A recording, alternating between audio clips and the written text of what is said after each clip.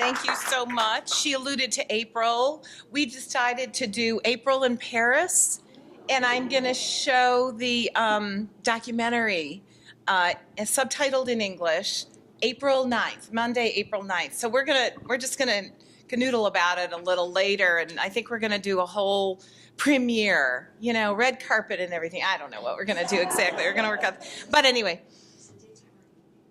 evening. Yeah, and so for those of you, everybody knows about this documentary I was involved in Paris. Everybody's nodding their head. Oh, I'll have to catch you up. It was very exciting. So got invited to work on this documentary. A French film director saw the film on YouTube through the Hudson Library. They sent me to Paris. It was crazy. And so the documentary is complete. It is absolutely stunning. Even if I had nothing to do with it, it's like a work of art. The way this woman put it together, you're going to be in awe. We're going to have to get the rest of her films translated and see if we can show. There's 4 altogether. What's interesting, and the reason I wanted to bring it up too, is she did a film on Suzanne Valladon and Maurice Utrillo, Suzanne Valladon's son, in this format, their relationship, this unique relationship. And we don't embrace Suzanne Valladon here at all. And I'm not sure why we don't, because she was such an important member of the Montmartre community. And yet in Paris, she's got a museum in Montmartre dedicated to her and her son, Maurice Utrillo. So kind of interesting in the way that they kind of overlooked Mary Cassatt. We've kind of overlooked Suzanne Valladon. And while we're on the subject of Mary Cassatt, the documentary is going to be shown in a Paris art museum March 9th through July 23rd. It's called Musée Jacquard. If you want to email me, I can give you the details on it. What's so significant about this is Mary Cassatt's work has never been shown in Paris since she was there as an artist. They've pretty much dismissed her. She's Degas' student, she's a woman, she's American. We're not going to do anything about that. They had one painting at the Musée d'Orsay. Now this Musée Jacquard, which is a big gallery, does independent exhibitions, is going to feature Mary Cassatt. Metropolitan Museum of Art in New York, the Boston Museum, the museum in Philadelphia, because she's from Philadelphia, which is one of the largest exhibits here, and a museum in Houston, I can't remember the name of it, are sending artwork to Paris for this exhibit.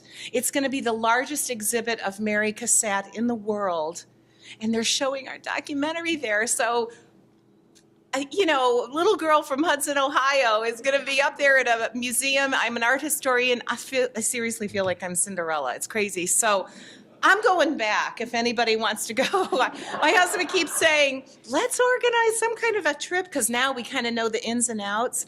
When I was there, they brought me to Suzanne Valladon's house. The historian who put together this film said, do you want to see the Paris that nobody else gets to see? No. From an art perspective, so we spent an entire day going to places that they keep close to the public. Like where Picasso sculpted, Bouguereau's home, where the early independent artists live, where their original exhibit was. I was sobbing. It was so emotional. And my husband, who's an engineer, who's kept saying, I know that, I got that, because he comes to my lectures. I make him come, and he said, this is so cool. I mean, even at Giverny, which I was bribing him with, telling him, let's just get a sports car and drive up there. Won't that be fun? And he's like, oh my gosh, we're going to do art for how many days? He was floating around Giverny going, this is so cool. It looks exactly like the paintings. All right, that's enough about Paris. So April 9th, we're going to have something out, I would imagine, soon. And we'll give you the details. But let's talk about Suzanne Valladon. I'm sorry there were like 68 people that signed up for this lecture. I wish the snow wouldn't have scared them away, because she is such an interesting woman. Oh, do we usually leave this on? I think you can see the slides better. Slides. I really date myself every time I say slides. What's interesting is I used to have slides before I could figure out how to use PowerPoint and all that, because I've been doing this for 29 years. Oh gosh, I'm getting old. Okay, let's talk about Suzanne Valladon. She transformed herself from an artist model into a successful artist, and she rose from this hardscrabble existence of a poor, barely educated street child to a wealthy lifestyle with homes in Paris and in the French countryside. She was a fixture in Paris society for over 70 years, and she led a truly remarkable life. She was born on September 23rd, 1865, and she was born as Marie Clementine Valadon. Now, Montmartre was only a Parisian village when Marie Clementine Valadon lived there, and she was the illegitimate daughter of a drunken laundress, and she moved there with her mother at the age of 5. When I got this picture, you know how I love my baby pictures. I feel like they're worth $1 million. She looks exactly like she does as an adult, this beautiful little picture of Marie Clementine. Now, she went to a Catholic school, and the nuns at the school where she attended tried to keep her in school, but they couldn't hold on to her. Her mother would leave for work, and Marie was instructed to go to school, but instead she would dance down the street and find somewhere to hide until the other artists would appear in the park. Now, we know so much about Suzanne Valladon because she kept very detailed journals of her life. She didn't document them when she was 5, but she wrote memoirs for her son to kind of give him an idea what her life was like. So we know a lot about her through her letters, and all of my presentations are based on primary source information, either the letters the artists wrote to each other, the journals that they wrote themselves, what historians or people who wrote in newspapers wrote about them at the time. And there was not a lot of digging necessary for Suzanne Valladon because most of her letters are published by now. So she would dance down to the park instead of going to school, and she would bring her charcoal pencil and paper. She would draw with the artists who collected in the parks. And her favorite, she said, was a young artist with beautiful blue eyes, she said, which would go right through me. And she was fascinated by the use of his bright colors. And she recalls when she was about 10 is when she met him. And she told him that she was the daughter of the famous French poet François Villon, which she wasn't. And he laughed and winked, and he said, well, then you're quite famous. I should have your autograph. So she quickly signed one of his canvases and asked him to sign his name on her canvas, which she kept for most of her life, and it was Pierre Renoir. So François Villon was not her father, of course, but the stories that her mother told her of her real father were just too unsettling for this proud little girl, so she made up a different identity. Now, her mother would get very angry when she was told by the nuns that Marie was once again not at school, and she said, I would hide in the closet with my pencil and paper and draw until Mama's fits of rage were over. The anger would soon dissipate after my mother would have a sip from the flask hidden under her skirt. So she eventually drops out of school at 12, and she worked as a waitress and a dishwasher in a cafe where many of the artists visited. She was fired from the restaurant that she was working at when the owner overheard her talking to the other artists, and he pushed her out into the street and told her never to return again. So she was kind of upset about this, so she went back in and demanded at least her pay, and he refused. So he slapped her, and he called her names, and she was humiliated. Then she said a proper-looking gentleman got up and raised his cane to intervene, and he argued with the owner, and he walked up to the little girl. And she said, I complained to him that I was not paid my wages, and I needed my money to help support my family. And he asked me how old I was, and she said, I'm 10. I lied. And he said, well, here are 10 francs you need to feed your family, 1 franc for each one of your years. She writes, how stupid I was. I should have said I was 20.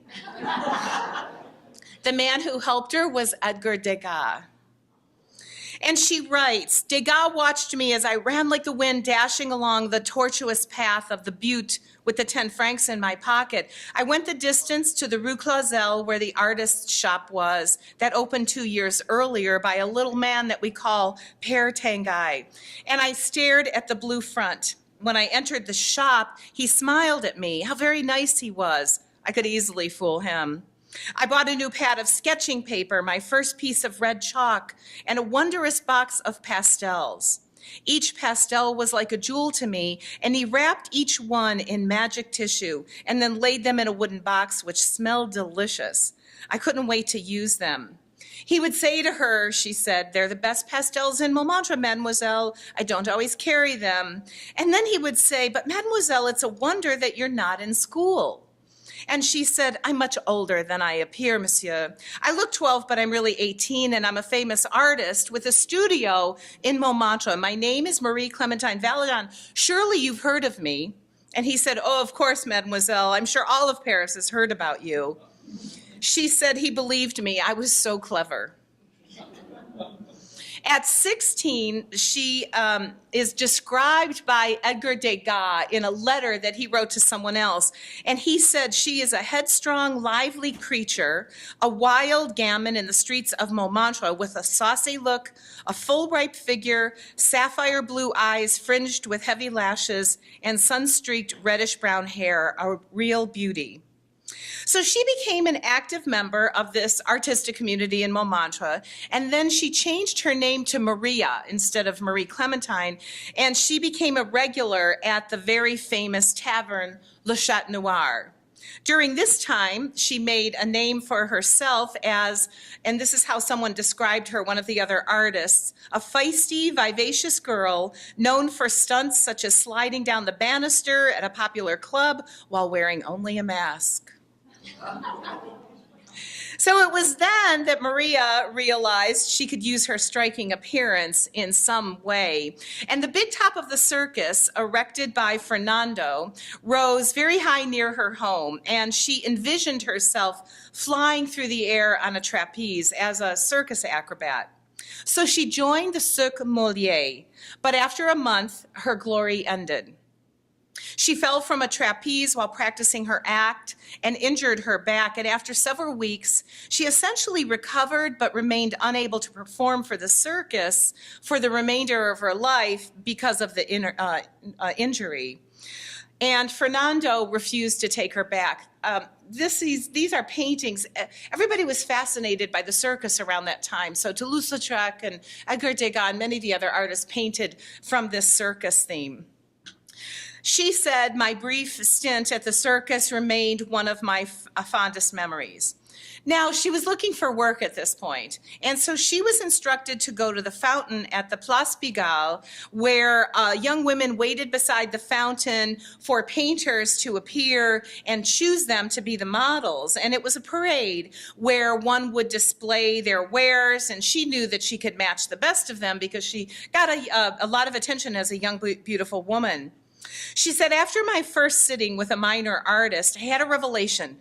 This is it," I said to myself over and over again. I didn't understand why it was so important, but I knew that I was somewhere at last. Now, when I visited the cafes where all the artists were, I was on the arm of one of my employers, a famous artist, and I loved it best of all being with them. It was a familiar feeling for me from my childhood. I was fascinated by their arguments, the bohemian atmosphere, and the names and the curses and the insults about the paintings that they bandied about. And it was there at La Nouvelle Athens restaurant that he brought me to a table, she writes, where artists were engaged in a heated discussion. And it was there that he shouted above the din to someone who looked at me curiously. He said, "I want you to meet my friend, a handsome gentleman, an artist who needs a model." "What is it for? What was that painting you're working on?" "I never remember the name of that painting." "Renoir." And I looked up at Renoir, still from the eyes of a child, and I shivered. So now she meets Pierre Renoir when she's much older, and she's a model for another artist. She said, "I was 17 when I posed for this painting, Dance at Bougival, in the arms of his brother." She said, "I felt a passion for Pierre Renoir unlike anything I had ever felt before." She writes in a letter to a friend, "I found myself in love with someone for the first time. Renoir would paint me in the nude in a shed that he used as a studio. He was always tender, but it seemed like a dream, for in truth it was a dream. My moments on Renoir's arm, proudly watching the other models, envying me with this charming, lighthearted escort, our dancing at the Moulin de la Galette, and my mounting passion in his arms were all part of that dream. She said, I knew about Alina Shargo, who he had met the year before, a model for another painting, and I knew that he promised to marry her, but I held fast with a sinking feeling. But that wasn't enough. Of course, Alina was always checking up on Renoir. And Renoir writes in his journal, Alina looked at the dance at Bougival, still unfinished on the easel, and he smeared the face on it. She smeared the face on all of the paintings of Mademoiselle Valadon, and I would replace them with the face of my dear Alina. But the dance at Bougival is the face of my lover, Marie Clementine Valadon. Now, Renoir and Marie were lovers for many years, and Marie continued modeling for Renoir, but she used the time in his studio and when she was a model for the other artists to study the techniques of her employers, and she taught herself how to paint. He was the first to discover her secret. When she didn't show up at a sitting one day, he went to her room and he said, I found her drawing a self-portrait in pastels, and I exclaimed, you too? This is the portrait that he was talking about. Now, Miguel Utrillo was a young architect, and he was the replacement person meant to erase the hurt that she felt after Pierre Renoir and Suzanne Valladon's affair ended. Unfortunately, after things ended with her and Pierre Renoir, she found herself pregnant at 18. And very sure of who the father was, because up to this point, she had not been with anyone except Pierre Renoir. She writes in a letter about her intimacies with Pierre Renoir and how she was not attracted to Miguel Utrillo, but that she would certainly use her time with him to try to forget about Pierre Renoir. So neither the birth of her illegitimate son, Maurice, or her turbulent love affairs that followed after Pierre Renoir ever stopped her career. Now, her mother was drunk most of the time, and she took care of Maurice while Marie continued modeling and then eventually got into a more substantial relationship with Miguel Utrillo. She did most of her drawing at home, and she found ideal subjects in the figures of the maids and the charwomen and the women friends that she sketched, usually bathing. This is the first portrait that she had done of her and her son, Maurice. And these are some of the early sketches that she did around the time that she delivered her son, right, just after the end of the relationship with Renoir and before she gave birth to her child. So her mother encouraged Marie to tell Miguel Utrillo that Maurice was his son. And she wrote over and over in letters, he'll never believe it because they hadn't been together. She knew that he was wealthy, but she resisted. And she swore she never wanted to be owned by a man. Now, the small amount of money that she earned modeling barely provided for her and her small son now and her mother, and they were only able to afford to live in a one-room apartment in a building with an artist studio that was on the 4th floor. Now, over and over, she wrote letters to Pierre Renoir, and Pierre Renoir would write letters to his friends acknowledging that he received these letters, saying that he would never accept paternity of this child, but he never wrote letters back to Suzanne Valladon, even acknowledging anything, for he knew, and many art historians believe this to be true, he knew that the child was his, he simply wasn't going to acknowledge it. But he writes in other letters about the fact that she wants him to accept the paternity of this. And she was a very proud woman, and she wasn't going to beg, and writes in a letter, I didn't want anything for him except his name. From him, except his name. So now she's working on her own. She has a child that her mother is helping her raise, and she's living in this small studio.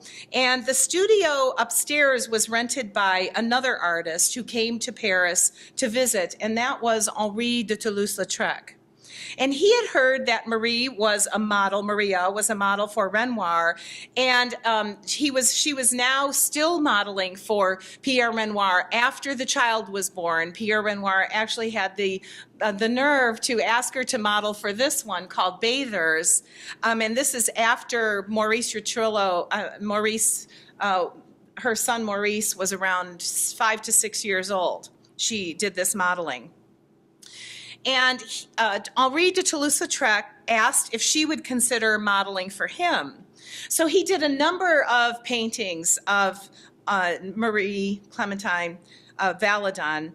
And one of the most important ones is called The Hangover, because she writes a letter about this, talking about the fact that she was so upset about modeling for Pierre Renoir and having this child with him, and she was anxious to get him to pay attention to her and look, and she writes about the fact that while she was writing this letter, Henri was creating this portrait of her, which eventually became known as The Hangover. So many of her letters correspond directly to the paintings that other artists did of her, which I find fascinating. So Henri de Toulouse-Lautrec and Maria became very close friends and lovers. She was never concerned about his stature. He was only 4 foot 8 inches tall, but she said, "I love him because he respects me." Now, he was the next person to discover her work. And he writes, "I sat down and wiped my pince-nez and picked up the red chalk drawing that she made of Maurice. I examined it closely. It was sweet and delicate and done with such tenderness that I never saw her express towards her son. She was a beautiful, talented woman, but I never accepted her as the mother of this child." Now, Henri Toulouse-Lautrec was an art student in this very famous Montmartre area. He was a bit of a character, and he was particularly drawn to Suzanne Valladon. The two spent long hours together working and socializing, and it was Toulouse-Lautrec who gave Valadon her entree into the inner circle of some of the most experimental painters of the day when he showed her work to Edgar Degas. Now, they were experimental because this was the cusp of when the independent artists became the Impressionists and people were starting to recognize them. Now, the account of Valadon's meeting with Degas is a very moving point in her story. It was Degas who was the one who was most admired by the young Montmartre artistic set like Henri de Toulouse-Lautrec, and it was he who was trusted to discern the value of the paintings of some of these newer artists, especially now Suzanne Valladon's portfolio, which was before him, and now she was 22 years old. So this famously acid-tongued Degas not only praised her, which is very unusual for this man who is defined at this point as a misogynist, hates women, doesn't think women have any value in art, but he bought one of her works of art the very day he saw it, and it was this. This is not the painting he bought of her. This is a portrait he did of Suzanne Valladon. And she was thrilled. It was this portrait that he painted that he bought of her work. And he bought it the day that he saw her portfolio that was presented to him by Henri de Toulouse-Lautrec. He would eventually buy 26 of her works.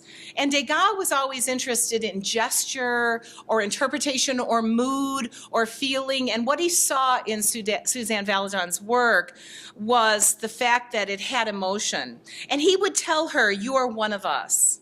She said, "That day I had wings." So she mentioned to him that when she was a young girl, it was he who gave her money when she was fired from a job without pay. And he said to her, "Nonsense, I would never do anything so kind." So Degas, astonished at her natural talent, hung her work in his dining room. Now, Toulouse-Lautrec was beginning to introduce Marie to a number of very influential people in the arts, and he was the one who decided that she should change her name to one that sounded more noble. And Suzanne was the name that Henri de Toulouse-Lautrec picked for Marie Clementine Valadon. So she became known at this point as Suzanne Valladon. In her many letters and journals, she wrote about her love for Henri de Toulouse-Lautrec, but he would never consent to marrying her, even though she proposed to him on 3 separate occasions. Now, it was now 1890. Renoir had just married Alina. They had 3 children together by the time Renoir married her. Suzanne was upset about this outcome, but she knew that there were 3 children involved and it was inevitable. So Miguel Utrillo was also returning from Paris at the time. Incidentally, these are the paintings that Pierre Renoir created using Suzanne Valladon as the model, and it was right around the time that he got married to Alina. Incidentally, I love this painting. Has anybody ever seen the one in the left in Boston where they actually take it off the wall and put it on the pegs? You can really tell the fact that he started as an impressionist with these bright colors, short brushstrokes, and then he finished the painting after he went to Italy when he was impressed by Raphael and the other masters. So there's a smoother composition.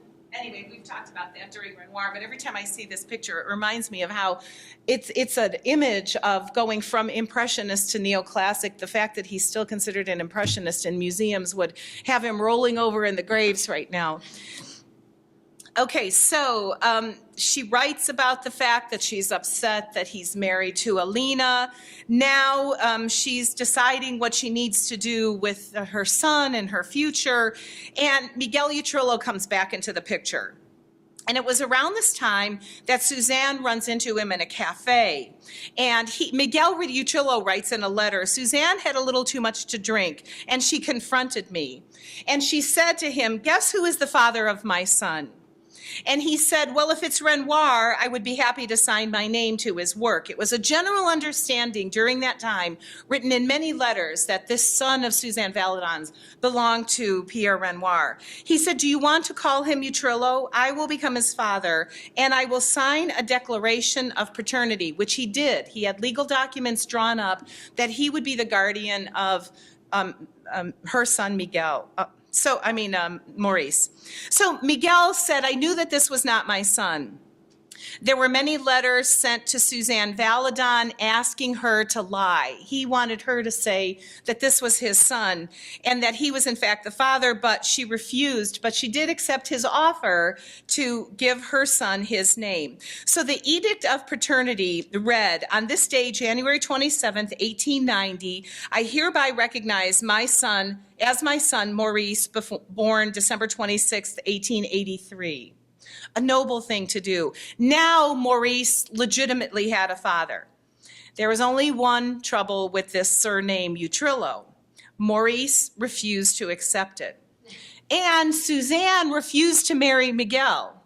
She was never in love with him. She would never be with him. She was just accepting the fact that he was willing to help her pay for the son and be a guardian for Maurice. So around this time, this little tart from Montmartre, when I used to do these lectures in Rhode Island, I would serve little treats and a napkin that kind of went along, and I always served little tarts when I did.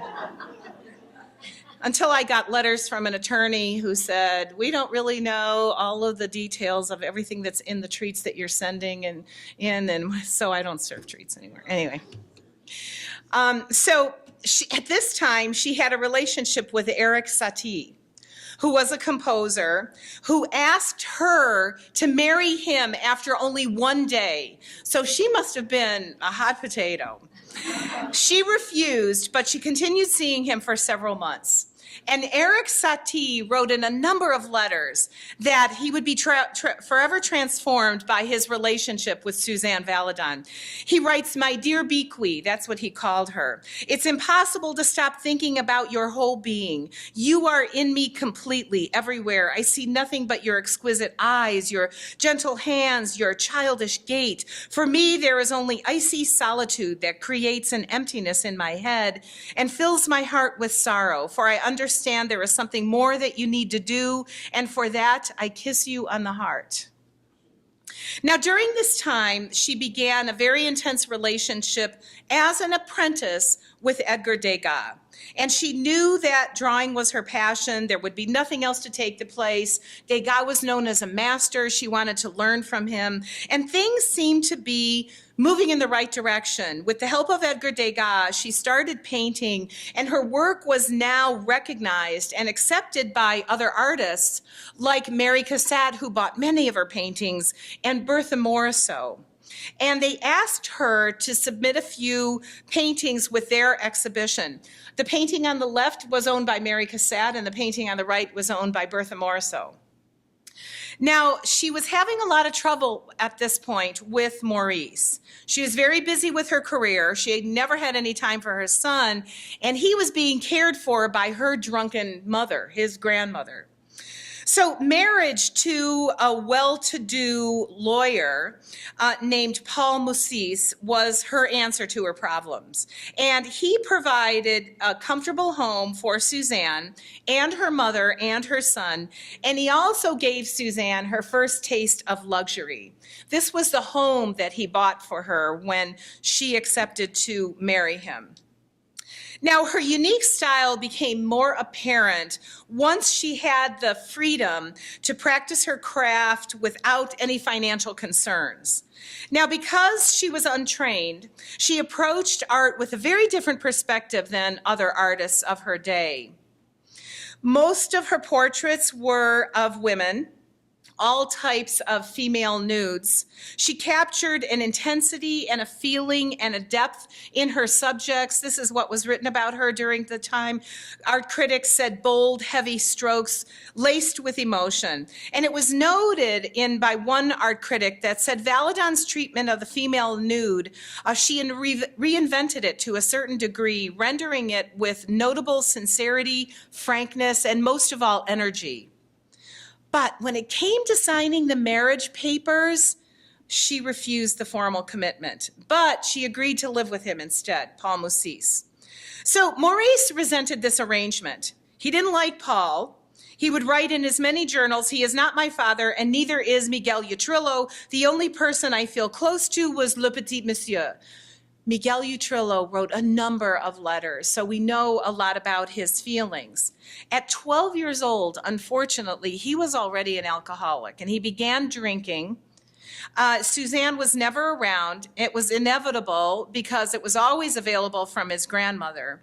He was attending a private school by then, and he would come home late in the evening after being out all night with the older boys, and he was eventually pulled out of school.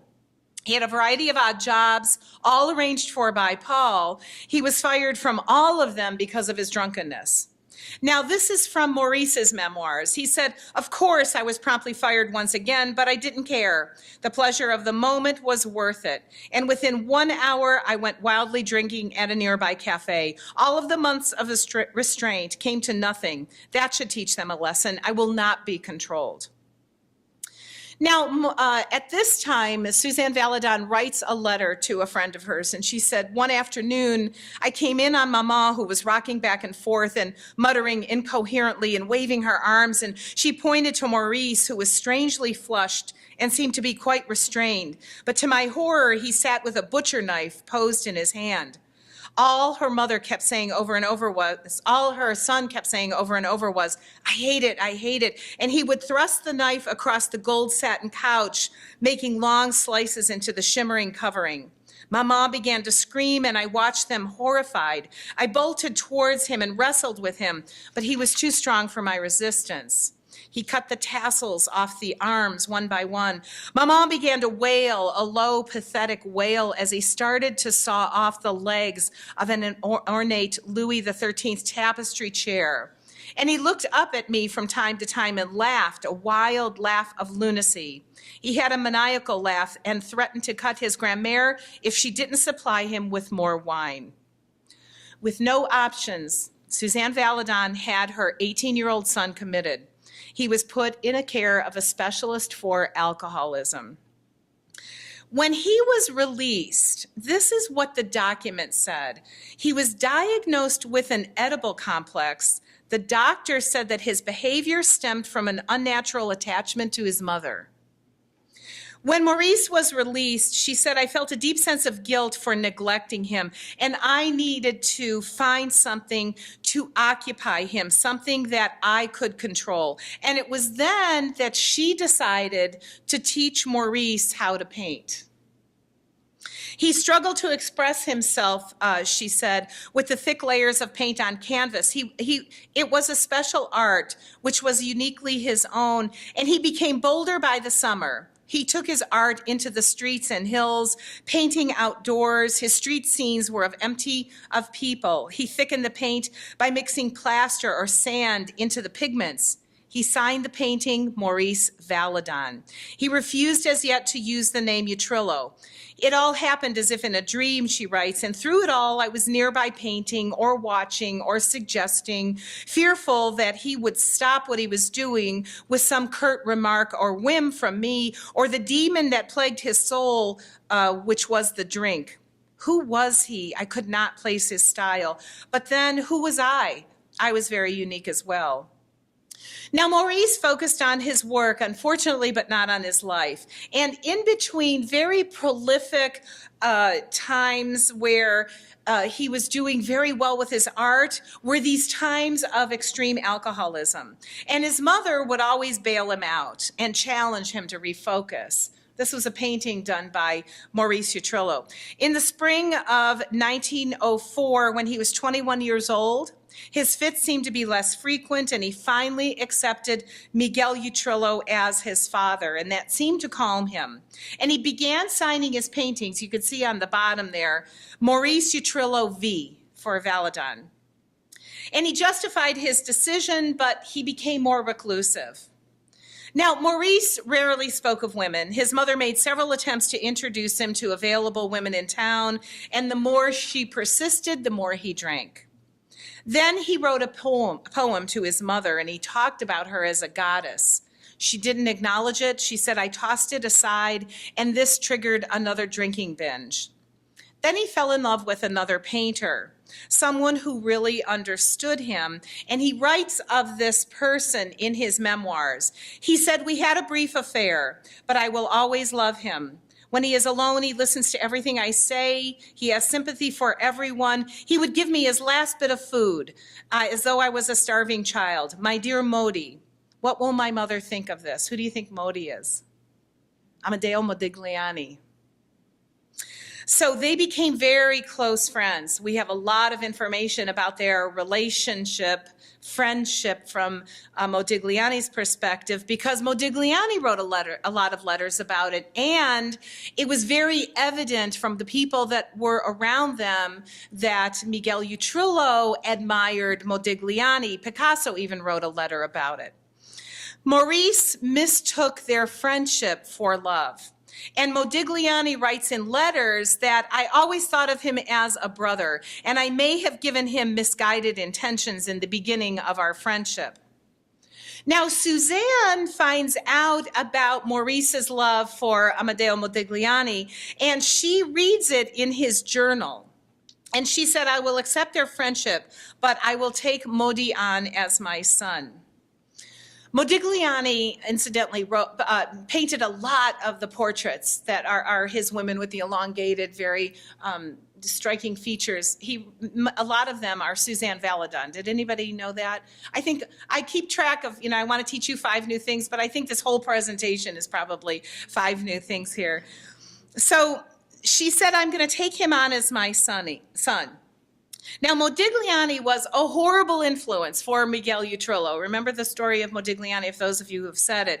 Not only did he drink too much, but he also used hashish. And they would get into fights in the cafes. And the other artists, there are so many letters talking about these drunken rages between Miguel Utrillo and Amedeo Modigliani. More than one artist has written in their memoirs about terrible brawls where the police would come to break them up. Now, Suzanne was convinced that she could change her son, Maurice, and she would bring him to brothels regularly. And Maurice said, I played along, but I was uninterested. He continued painting, but he said, I then became distracted by another painter, Andre Utter. This is a painting done by Andre Utter. He was 3 years younger than Maurice. And Maurice would write in his memoirs, I loved hearing Andre speak. I held on to every word. We became inseparable. It was a marvelous feeling to have someone else to confide in and to share your views. We went far beyond drinking, and I became immersed in his attention. That was until Andre met Suzanne. She would say to Maurice, you speak of him as though he is a woman. You're 26. This is unnatural. Invite him to dinner. Now, Andre joined Maurice, Suzanne, and Paul. She was still living with Paul at the time for dinner. And Andre writes, I hardly noticed Maurice. I became transfixed with Suzanne, and the conversation centered around her, and she encouraged it. There was sincere adulation, Suzanne writes, in Andre's tone. He was again all too familiar. Paul seemed mildly amused, but Maurice became visibly annoyed. Would you like to pose for me sometime? She said to Andre. I hope that none of them detected my emotions for him. Maurice, don't you think you would make an excellent Adam? Well, Andre made a great subject. Every day, though, while she painted this picture, their relationship changed. Now, what's very important about this picture, it is the first time that a woman painted a nude of a woman and a man together. This blew up in Paris. This painting attracted a lot of attention and not good attention. One day, Suzanne writes, I became his Eve. Andre was 23 and Suzanne was 43. She writes, my painting of Adam and Eve was to hang at the salon in the basement of the Petit Palais at the Champs-Élysées, but before so, I was told to cover Adam's all too prominent features with grape leaves. I fought bitterly against altering my painting, but I was battering against a stone wall. The only thing that changed my mind is because hanging beside my painting was Rue Ravillon by Maurice. It was our first exhibition together. This painting caused a scandal, not just because a woman painted a nude portrait of a man and a woman, but this affair she was having with Andre Utter became very obvious. Maurice never spoke of Andre again, stopped writing in his journals at this point. Paul, Suzanne's husband, was growing very tired of the talk and was already having difficulty with Maurice's drunken escapades. He was insulted that this affair was open and it was very obvious. She started exhibiting her work and wasn't taking care of her duties at home, and he was feeling neglected, and now this affair was more than he could take. So she leaves, he asks her to leave, he packs a small suitcase, and she said, it was hard for me to leave such a large, lavish home filled with my china and expensive gowns, but I knew I had a sudden rush to live and love and experience passion and success before it was too late. So in 1908, she leaves Paul. He says, I threw her out. She says, I decided to leave him. And she went back to living this bohemian lifestyle. She was joined by Maurice and her mother, and now she was able to sell enough canvases to pay for rent and groceries. Now, Maurice became recognized as an artistic talent in around 1910 when he was around 27 years old. And even though his paintings sold for more than $400, significant for the time, he became more and more agitated and violent, and he drank more than ever. He was this lost soul, and now he was committed for the fourth time to a sanitarium, but for alcoholism at this time. Also with notes that the doctors wrote that he was a bit of a lunatic. It would be a situation that would happen over and over, in and out of the hospital for 7 years. This painting is the one that we have at the Cleveland Museum of Art, done by Maurice Utrillo, incidentally. If anybody's ever seen it, if it looks familiar, it's because that's where it is. Now, in 1914, when Suzanne was 49, she and Andre got married. And he became her business manager and also an agent for Miguel Utrillo's work done between the drinking bouts and the trips to the sanitarium. What Utter would call this whole, this machine that he had going, showing her work and Miguel Utrillo coming in and out of the sanitarium, he said, this is the greatest commercial operation of the century. Now, her first commercial success was Sacre Coeur, which is incidentally the sanitarium where Maurice was. And also this painting on the left called Madame Coquille, and the Dancers in Blue, the painting on the right. These were causing a sensation. And she started receiving acclaim with every painting she produced and a certain satisfaction from her work that she was now being recognized as an artist in her own right. The money was rolling in at this point, and this group of artists was known as the Trinité Maudite, or the Damned Trinity, they were referred to, and they set off on this decades mad spending spree. She said, I fed filet mignon to my dogs, canned sardines to my cats. I hired a taxi to wait outside of the house by day. And finally, I bought my own limousine and hired a white uniformed chauffeur. When my new fur coats were too heavy, I'd throw them on the floor for the dogs. Now, in 1923, when she was 58 years old, this painting called The Blue Room solidified her reputation and was hailed as a masterpiece. The Bernheim Jewel Gallery signed an unprecedented contract with Suzanne Valladon for 1 million francs per year just to have her on retainer in the event that she should create a painting that they could sell in their gallery. That's about $800,000. This is unprecedented. Nobody else had a retainer like this. So she writes, it was occupational therapy that saved my son and found his hidden genius. Upon physician's advice, she said, I urged Maurice to take up painting as an emotional outlet through which he might regain his equilibrium.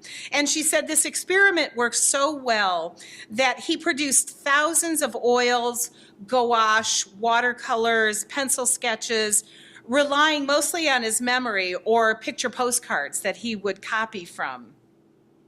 By 1920, he was actually a legendary figure and internationally known. In 1929, the French Republic awarded him the Cross of the Legion of Honor when he was in his 50s. And he married this energetic widow, Lucy Pauls. She was 64 in 1935, and she managed his interests so well that they were able to purchase a luxurious villa in the neighborhood in Paris where they lived in grand style until 1955 when Maurice Utrillo eventually passed away. He had many alcoholic relapses. He had these self-destructive tendencies. The tension between Suzanne Valladon, Andre Utter, and Maurice Utrillo continued, and it was fueled somewhat by the fact that now Maurice Utrillo's paintings were selling for more than Suzanne Valladon's. By the end of the 1920s, he had taken up womanizing in addition to drinking, and so his marriage was starting to feel the strain. He said, I owe my redemption to the watchful eye of my mother and then to my wife, who became another gentle but firm jailer. So she would enhance his reputation by announcing that he had gone mad from alcoholism, that he stopped painting, which of course was not true at this point because she had things under control. She actually kept him cloistered in a room in her home and then had him working on a very tight schedule. And then she would say he was out and the price of his paintings would go up. Now, this wild extravagance that this family, this Trinité Maudite, was living came to an end with the Depression of the 30s. On her 70th birthday, 3 years before she died, Suzanne still had her old spirit, and she made a toast at her party saying, Viva l'amour. Through the 1930s, her health was slowly declining. In 1935, she entered the hospital for complications of diabetes and kidney dysfunction, and that same year, Utter moved out, although they never formally divorced. Her life continued to be filled with friends and visitors and art, despite the exodus of her son and her husband.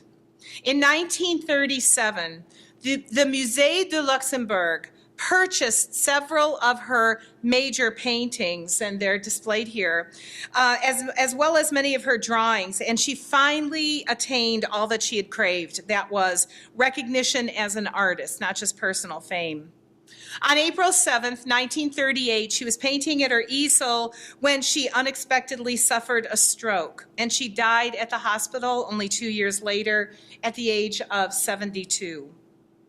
Many artists attended her funeral, including one of her best friends, Pablo Picasso. Later in life, he said this about his friend: Suzanne Valladon has been one of the most undervalued painters of her generation. She was a contemporary and a friend to the best-known Impressionist painters, including Pierre Renoir, Vincent van Gogh, Amadeo Modigliani, Toulouse-Lautrec, and Degas, who purchased from her no less than 156 of her paintings. A complete survey of her work totals only 475 paintings, 275 drawings, and 31 etchings, and that doesn't include any paintings that she destroyed over the years. She was the only woman invited to exhibit at the 1894 Salon de Société Nationale des Beaux-Arts in Paris, but yet for a century she was better known as the mother of Maurice Utrillo, rather than the tremendous talent that she was on her own. For years after her death, her reputation remained closely linked to Maurice's. However, in the later part of the 20th century, there was increased interest in women artists. And Valadon was now starting to be recognized for the value that she added, and there was an increased appreciation of her life and her art and her contributions. And that's the story of Suzanne Valladon. Aren't you, you have to tell the people who missed it that it was a great story. Aren't you glad you came out on this snowy day? We should be serving hot chocolate. Any questions?